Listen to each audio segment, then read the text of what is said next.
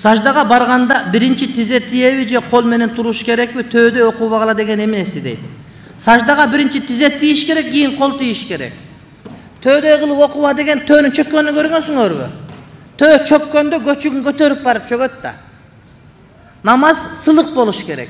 Бирөөлөр төөдө чөкпөгөлө деп туруп, эки колун тыштап алып туруп, кийин тизесин коёт, дал төөнүн өзү болуп калат.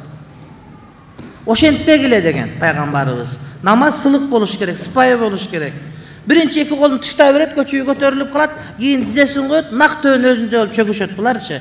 Ал туура эмес, сүннөт андай эмес. Биринчи тизе, кийин кол тиет. Менин үйүмө эң жакын мечит Салафи мечити, ошол жактан көп окуйм, бир тууганбыз деп бөлүнбөй туура эле кыламбы? Туура. Бирок маселени өзүбүздүн борборго келип ук. Биз дайыма катташып турабыз, иншалла. Кандай маселе болот, кандай нерсе, өтө татаал суроолор болсо, ушулар аркылуу байланыссак жакшы болот. Балким кээ бир фатвалар, кээ бир китеп караш керек болот. Талаш маселе болуп калса, ушул аркылуу чыксаңар болот. Биз дайыма чет өлкөгө барганда, мисалы үчүн Москвага барсак, Ленинградка барсак, Красноярскиге барсак, адамдар көп да.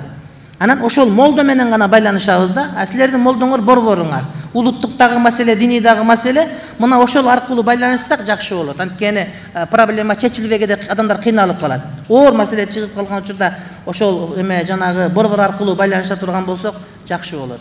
Ал жака намаз окуганы барыңыз, бирок илимди ала турган жерден алыңыз. Бул жерде көптөгөн кыргыздар документти күтүп жатабыз. Кыргызстанга жакын туугандарыбызга бара албай калсак эч нерсе болбойбу? Эч нерсе болбойт. Ага Куран окупосоңуз жооп тие берет.